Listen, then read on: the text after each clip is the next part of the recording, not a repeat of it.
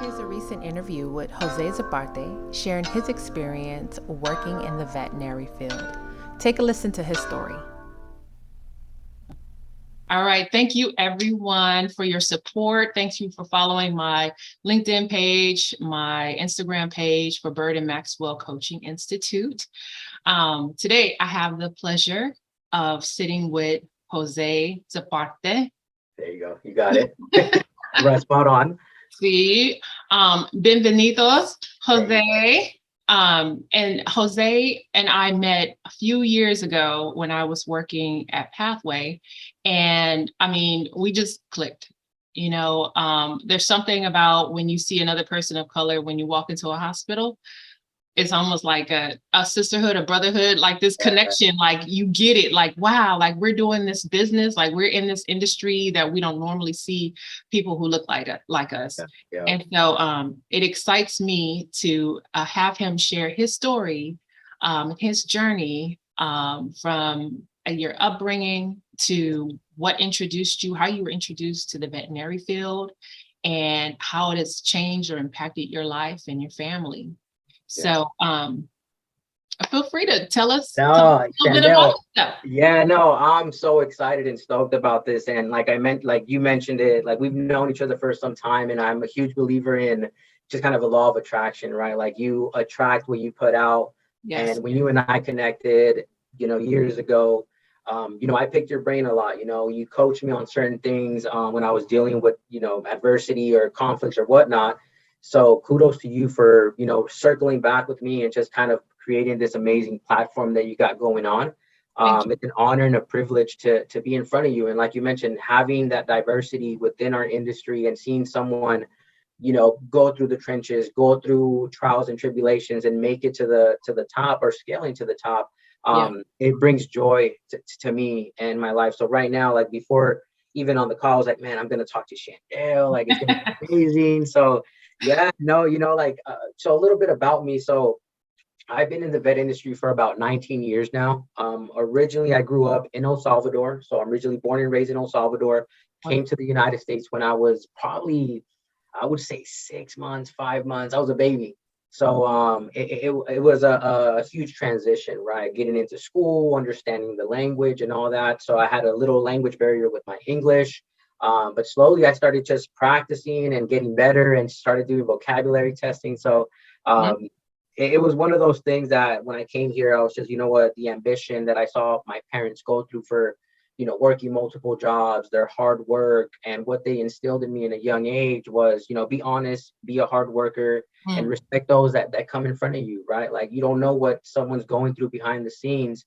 Since I was 10, 11, my mom would always tell me, like, raise your hand, yes, ma'am, no, sir, or, stuff like that. And I've carried that on throughout my journey, and I have 2 kids now, 4.5-year-old and 11-month-old, and I'm going to instill that generational wealth that we talk about. Yeah. So they can carry that torch. But so I grew up in El Salvador. My motivation stems from just kind of watching my parents work and just kind of dive into these multiple jobs and make it, pleasant for us where we didn't notice any of these hurdles that we're going through. So fast forward, the introduction for me in veterinary medicine, how it came about was there was a program in high school called Work Experience Program. It was an elective. So it was a really cool elective that I don't think they do it anymore based on age restrictions, right? Because a lot of laws in California, right? So so it was a program that was it was an elective. You got to raise your hand and say, look, I'm going to take on this elective. One of those electives was to work at a shelter in the city of Van Nuys here in San Fernando Valley. It was an animal shelter, but it also had sprinkled in animal behavior, veterinary medicine, little components, right? Little components. So I'm young, just thinking I'm going to play with dogs. I always had a passion for animals. And I get into this program and lo and behold, like I'm doing it, I'm passing the classes, I'm, participating and just coming in with positivity and just myself every day, to where the instructor, he had connections with our local community college, Pierce College. So he was like, Jose, if you want to pursue this further after you graduate, why don't you try applying for your RVT at one of these local community colleges, right? And I was like, I don't know, sir, like, his name was Mr. Connolly. I'm sure he's going to see this because he's on LinkedIn too. Oh, cool. Huge pivotal like mentor in my life. And he Thank you, told me, sir. Jose, yeah, he told me, Jose, go for it. You got to do it. You know, it's one of those things that, life is short. Take those chances. So I took it. Give me 1 second, Chandel. My computer's going to die. So let me see. Okay. Let me charge it over here. There we go. Back on. So, are you still there? Yeah, I'm here. All right. Let me see. Okay, perfect. Can you hear me? Like, I can hear you now. Okay. So Mr. Connolly was one of those key pieces in my life. He said, reach out, apply, see what they have. So I went in there, I took his advice, graduated, and then I applied, right? And then Pierce College had the technology program. So to obtain your associate's degree in RVT, they then placed me in a hospital for work experience as a kennel attendant. So pretty much like a janitor, right? Like back in the days, you're a janitor, like kennel attendant, you're a janitor, you're restocking. Start there. Right, like you're restocking, you're doing kennel work, and you're pretty much just kind of keeping up with the hospital. So as I started my career as a kennel attendant, every single opportunity that was brought to my attention, I always stood up and said, I'll do it, right? Like someone called out, I'll do it. You want to play receptionist, Jose? Do you know what you're doing? No, but put me in there, I'll learn it, I'll work with my team and help the team go forward. So every single opportunity that was presented to me, I would always say, I'll do it, I'll cover the shifts, and learned every feedback that my senior technicians were giving me, right? They're like, don't do this, or wrap this surgical pack this way. And I took all those gems. Never was I defined like, who are you to tell me, how to do it? So I always took their feedback. Well, let me ask you this question. So do you think a lot of your work ethics stem from what you observe with your parents? Yes, Chandel. A lot of my work ethic, I owe it to my mom. My dad too, but my mom, I've watched her just kind of, take us to parent teacher conference, then go to work, get our breakfast, our lunch ready. And I never saw her just complain. Like she's always had a bright smile. And to this day, she's still working and doing her thing. So it's a key to my parents. Yeah. Thank you for calling that out. Yeah.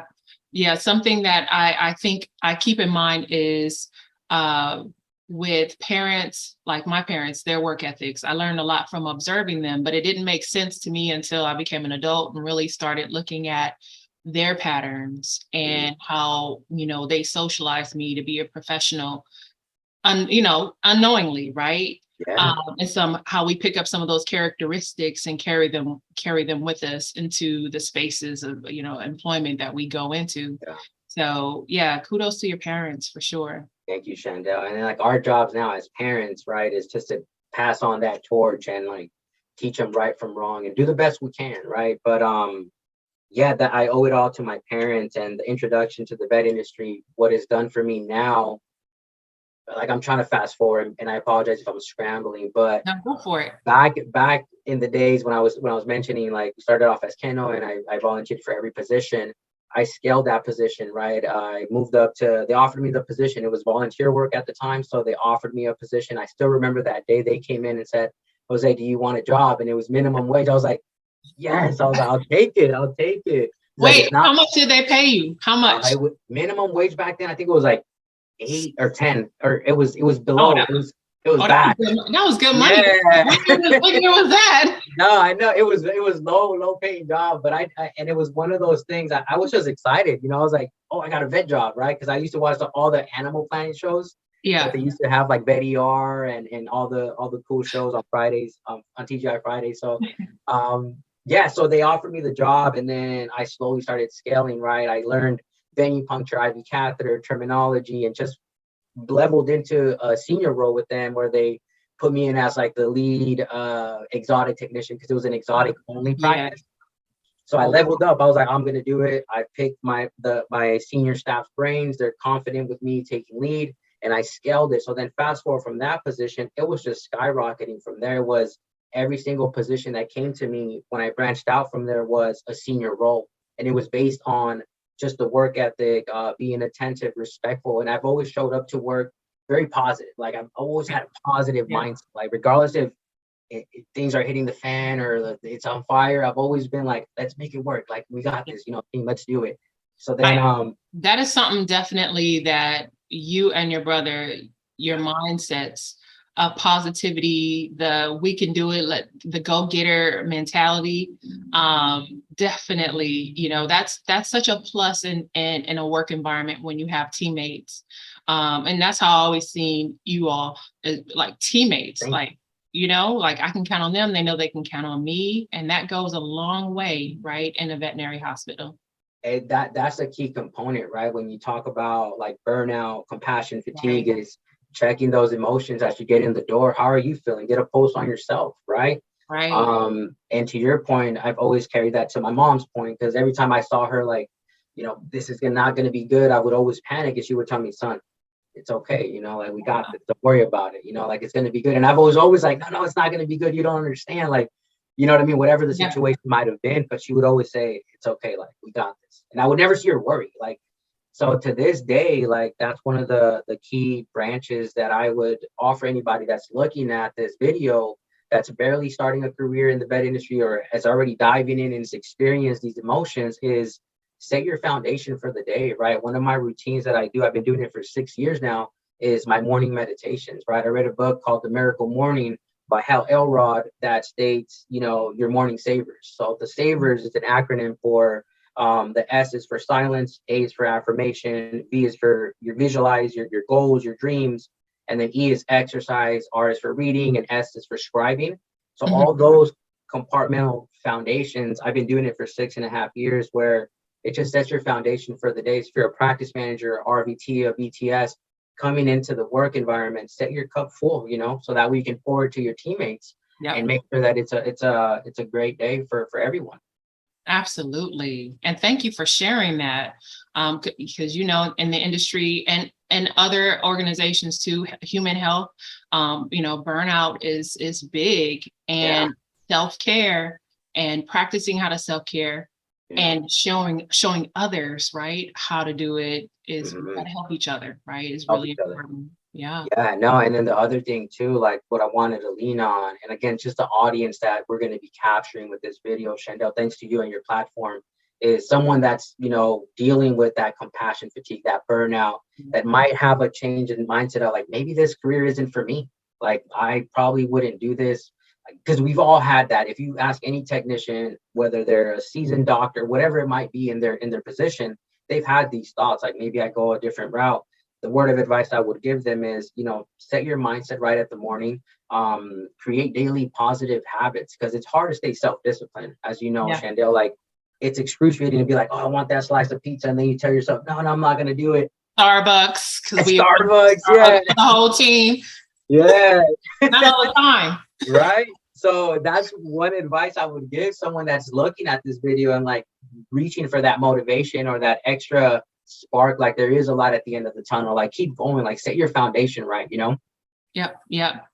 I agree. And also being honest with yourself, because if you are at a point where you can't do the work anymore, your quality of life for yourself and patient care is diminishing. It might be time to take a pause and look at different industries, or have a change of pace, a change of life, and that's okay too, right? That acceptance, I think, for some is very tough. It's like, I gotta do this. This is what I geared myself to doing, and you pigeonhole yourself, and then you get sick when there's so much more opportunity that's available, right? And courage.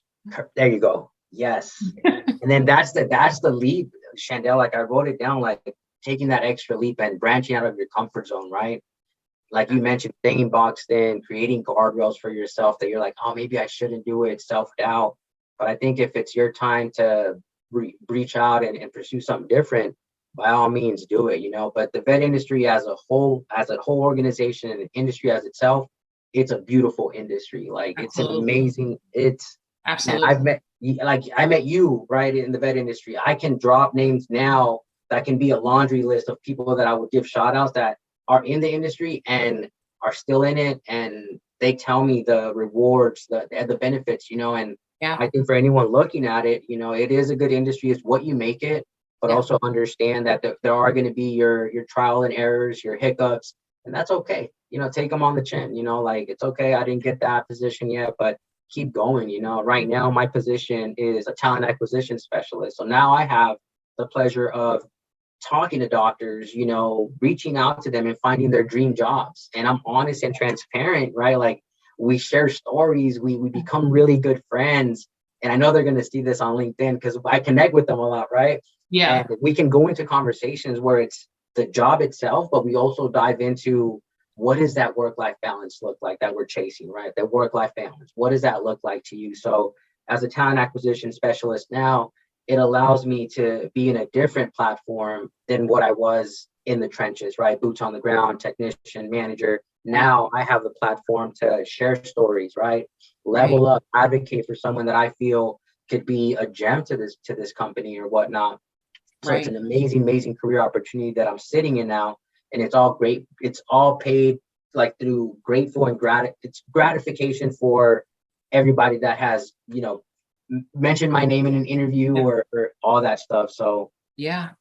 I mean, I'm gonna say this: the industry is lucky to have you because we need more personable people, right? Yeah. To be the representation of the industry, to be the first person who meets maybe even a new doctor who's coming and looking for work. You know, we want people who can connect and be empathetic and be real about the challenges in the field, but also show that, you know, just as much compassion as we have for animals, we have for people as well. So the industry is lucky to have you in the position you're at right now. And kudos to you too for coming out of your box. Yeah. And trying something different, right? Yeah. And landing in a space where I feel is perfect for who I know you as. Thank you, Shandell. At this moment in time. Yeah. And that means a lot, you know, because when you and I talked, we talked about like what are some key pivotal roles that someone that's starting off as a tech assistant, what levels can they get to in the vet industry, right? One of those levels that I never thought I would get to was operations, talent acquisition, but that's a door that's there, right? But a lot of people don't know about it. And once you branch out and you say, look, I can do it, get out of that comfort zone, like the sky's the limit. You know, I'm not saying like everything is kosher, like in my life, like everybody's dealing with stuff, right? Absolutely. But at the end of the day, I've made the best decisions and the best opportunities that came to my plate. I've taken advantage of every single one of them, and never did I shy away from like starting off at the very bottom. Like that's an advice too. Like, don't be afraid to start at the bottom, because that's going to bring you to the next level of your goals and dreams. You know, now I work remote and I have the flexibility to be at my son's, like, you know, pre-K orientation this morning, you know, or like school stuff and soccer meetings. And like, it's a leverage that I have. And it's a blessing that I always take, you know, to heart, that I don't take it for granted, you know. You deserve it. And that's, you know, I've had an opportunity to have a glimpse into some of your journey. Can you share your experience working at the LA Zoo? Yes. So the LA Zoo was a dream come true for me as a kid growing up in Los Angeles, taking field trips there, right? As an elementary bus. You get your pinks, you got to sign your permit slip, give it to your mom. Like, Mom, can I go to the zoo? So going there, I remember this, and I'm not using this for like, you know, what do you call it? It might sound cliche, but I remember walking there as a kid and saying, I want to work here one day. Like, I thought to myself, right, like, oh man, it would be so cool to be a RVT or a zoo dog, whatever it might be. And lo and behold, when I started applying for the city, it's hard to get into the LA city. It's a very hard process, right? You take a civics test, you take animal welfare test. There's a lot of leverage you got to pull. But when I got that letter, I waited about 4.5 years to get that position, maybe a little bit longer, just to be accepted, right? Wow. And it was one of those things that kudos to the associate veterinarian there, Dr. Jordan Davis Powell, who is a huge component as to my growth in the LA Zoo, because she put in an amazing work for me, and she took me under her wing, and I graduated from Tuskegee. Like, I'm gonna throw it out there for you, Dr. Powell. You know, if you're looking at it, you know, you came through for me. But it was a dream come true, Shandell. Like, I worked there, and it was a part-time gig, but I was working with like your exotic animals, your lions, your tigers, your giraffes, and just being in a room where like the anesthesia monitoring, like, it's hard to put it in words, you know. It's an exciting thing. And I was like, you know what, I've always had a passion for exotics. So when that job came, and I was working there. I was like, oh my God, like I'm winning, this is Yeah, a pivotal thing that I worked for my whole life. And it was a dream come true, and a lot of good memories and a lot of good friends that I still have there. that is wonderful. Yeah. You could do a little journal, like a Yeah. journal, just sharing that story alone, because how many other people, kids, young adults who may have had the same, dream, Yeah. but never realized, like, how do I even get there? You can get there. Right? Because most of the time, kids, you take them to the zoo, right? And so Yeah. most of them, they want to be veterinarians. This is because Yeah. that's what's instilled in early on. Yeah. But sharing stories like that to current generations too, I think will be so helpful. Definitely. And it's Just all, something to think about. Yeah. thank you, Sandel. And it's patience, like you get rejected 6.5 years for a job placement.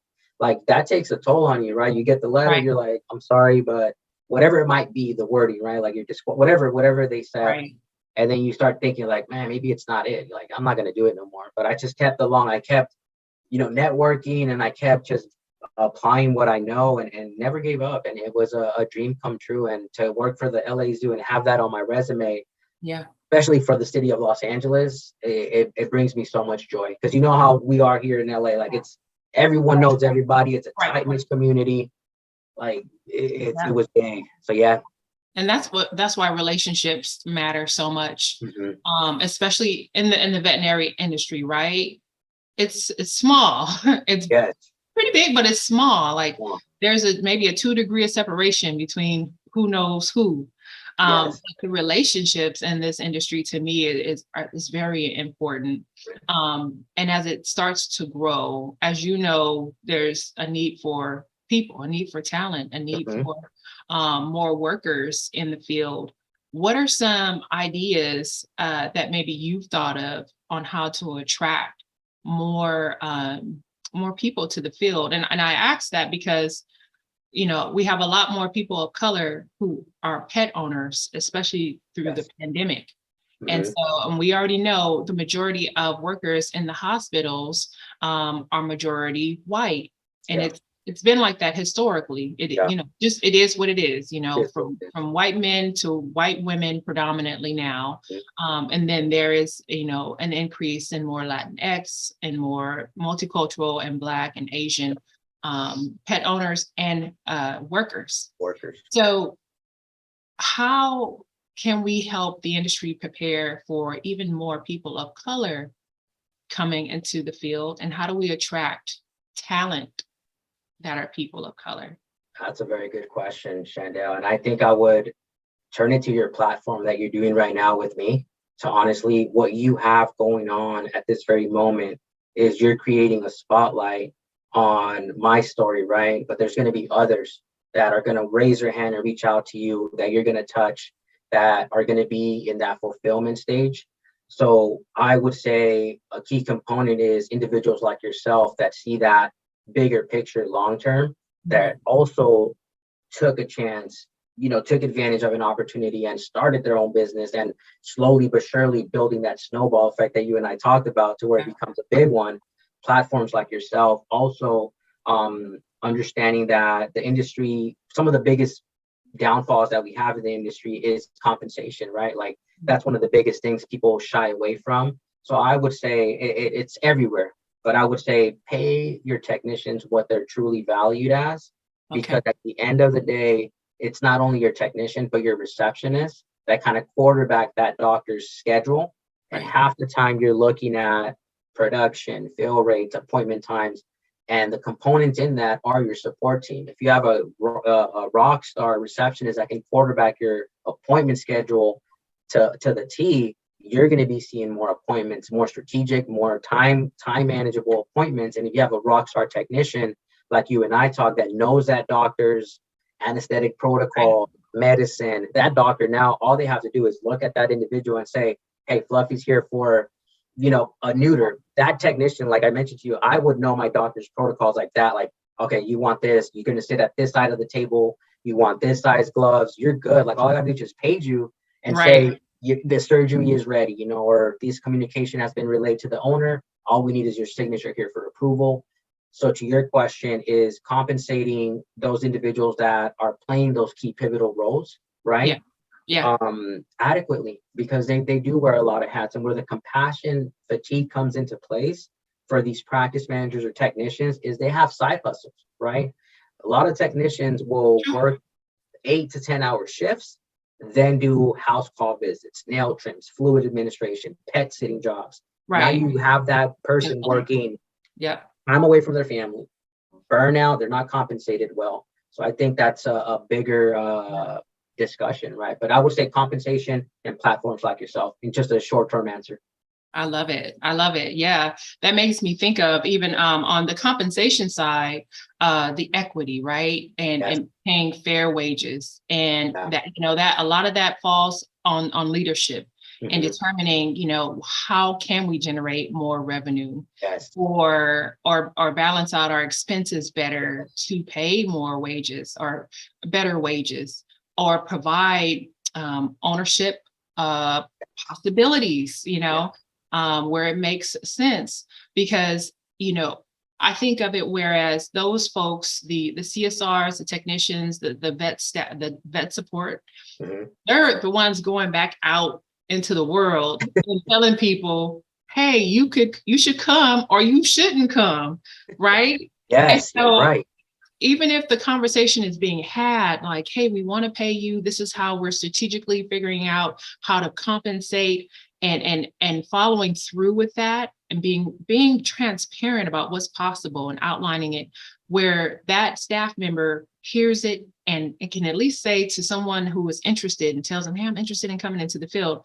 Yeah. They can at least say, you know what, there's some challenges, but my employer, my hospital is working on paying better wages or giving me more opportunities for cross training so I can have a higher increase in my income. And maybe you should come, because I see them trying, Yes. but Yes. it's those referrals, it's the staff members that that have to be shown that their best interest is in mind so that they can refer more people who come into the field as well. Absolutely. Yes. Absolutely right. And it's getting that pulse of your team, right? Like, how are you feeling today? Like, do you feel valued? Is there skin in the game for you? Are you doing this for a purpose? Some of the things that we see is some of those questions don't get asked, right? So someone could be looking for a new career opportunity or looking to branch out. But if we're not tapping into that, like you mentioned, like, hey, how are you feeling? Or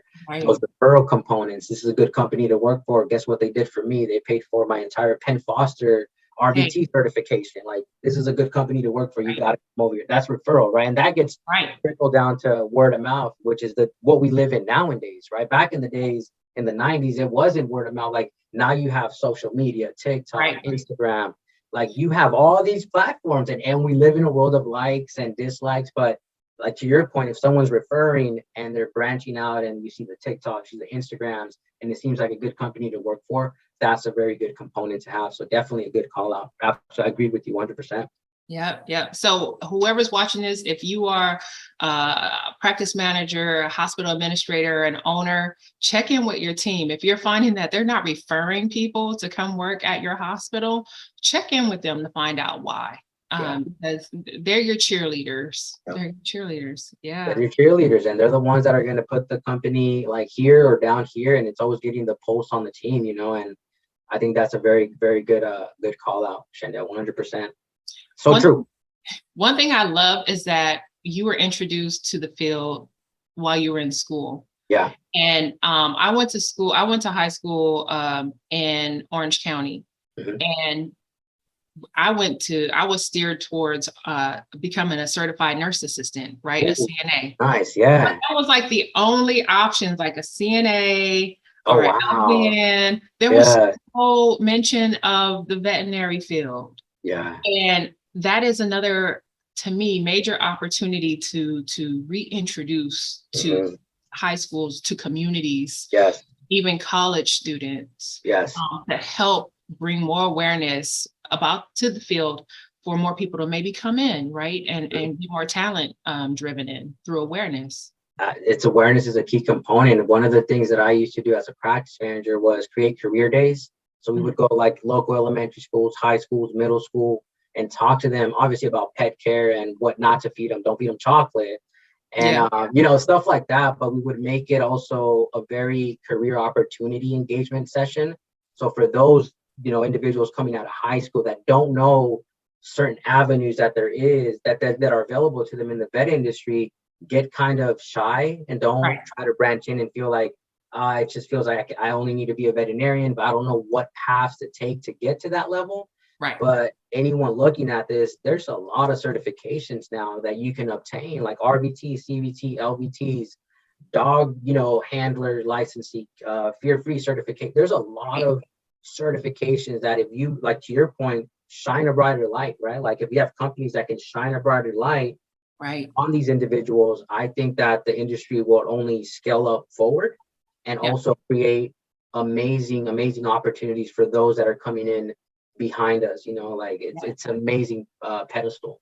Yeah. The industry is projected to be, I think, a 2.3 or 23 billion dollar industry. I could be. I think that's about right. Anyway, it's growing, right? It's projected to grow. So we need the talent to fill those spots that are going to be needed to make that happen, right? Yes. So tell me, what's something that, what are your next goals, dreams? Because it seems like you know how to make your dreams happen. Yeah. So what's next for you? Yeah, no, that's a good question, Shandell. And I think for me is, the best career goal that I have right now is just to find a career, which I am in now, is have that flexibility of work-life balance, which I do have. The next goal for me is to just kind of shine a brighter light and be a kind of like a soundboard for the next generation coming in, however I can do that. But I think that's my biggest goal, because as you know, like you always hear about what is going to be your legacy after you leave, right? Like my legacy is that, I want to be remembered as, man, Jose always had a smile on his face. He was positive, optimistic, and he always, just came into work, just ready to go. And that's my goal, is to create these soundboards with you individuals like yourself for the next generation. If someone's looking at this on their iPhone or their tablet at night and they're feeling drained, that this conversation that you and I are having can spark that interest. Like, I'm going to go obtain my RVT, right? I'm going to go pursue that goal, because I heard Shandell and Jose talk about diversity and inclusion, hiccups, bumps on the road. So stuff like that, Shandell, to be honest with you, that's my goal, is to still be that same individual where I'm focused at work, but also give my full attention as a full-time like father and husband. That's my goal. Like to be attentive for them, right? Like to be there for every single picnic, field trip, father, son, break, whatever it might be, right? That's my goal in life, is to be in my son's life and my wife's life for every single moment. Now a different mindset I have. I was always chasing like the next big thing, the next goal. And I've always heard, like, I read a lot. Like if I take off my blur, like this shelf right here is all self-motivation books. Everything. They all talk about like chase the next big dream, but sometimes you feel empty when you get there because you're not fulfilling your goal. So my goal is to be a beacon of light for those individuals coming into the industry freshly new, or those reaching crossroads where they're like, you know what, I don't want to do it. I need another spark. Being that pivotal component, but focusing more on my family and my health, like being proactive and healthy. Like I think that's my biggest thing. Health. Yes, absolutely. Yes. Because at the end of the day, health is wealth, right? There you go. If you're not here and healthy, how can you be there for your family, right? There you go. Wow. Well, is there anything else you would like to share with us about your journey that you think would help someone else's? I think we tapped on everything, every avenue that I had written down, Shandell. But one thing I do want to just share is a quote that I've carried, my whole life. And it's a quote by a motivational speaker by the name of Les Brown. I don't know if you heard of him. Absolutely. Very well-renowned speaker. I've read all his book. He made a podcast and I read his book, and he said, there was a quote that stood out to me and I want to share it before we close out. But he had mentioned do you know what the wealthiest place on earth is? He asked that question to an audience of 1,000 people. Like, do you know where the wealthiest place is? A lot of people were saying like Dubai, like these high-end states, right, countries or whatnot. And he stopped and he said, you know what? It's the cemetery. And let me tell you why. The cemetery is where dreams, hopes, ambitions go to rest because people are afraid to take that extra leap. Wow. That, Chandel, Powerful. I've been carrying that my whole life. So every time an opportunity comes to me where I'm like, I'm not experienced, I may not have it, I look back at that quote and I say, no, I don't want to be that person. I'm going to do it. And just if I fail, I fail, but I'm going to no take regret. it. No regret. No regret. You know, no regret. No regret. But no, I think that was, I wanted to leave that just on the table there. And I cannot thank you like from the bottom of my heart for the time, everything that you've done leading up to my career now, because you played an instrumental, pivotal role on every journey that my brother and I have had. And I've always thanked you for it. I've always texted you too, like, thank you, Chantel, for everything you've done. And yeah, just thank you for what you're doing. Bless you, your daughter, and amazing. I wish you nothing but the very best with your platform. And I see it going skyrocketing. Thank you so much. My part of my legacy is preparing people for greatness. Yeah. Right. And I'm a big cheerleader of people, and being able to help someone become more self-aware, or just being that guide for change, right? So that people feel like they're making the best decision, giving them the support in that is what I want to leave as my legacy. She was that light, like you said. You're doing it, man. Chantel, you are doing it, man. I the utmost admiration, respect for you, and just a lot of respect for you and what you're doing. You're doing it, you know, like for you to do this with me it's my first one. Like I told you, like I've done little snippets here and there, but nothing like this. So it's an honor and a pleasure. And you're being that beacon of light. You really are. Awesome. Well, let's see what we'll do next, because I think it's the beginning for you in terms of platforms like this, of sharing more of your story. Yes, ma'am. Thank you, Chandel. You're welcome.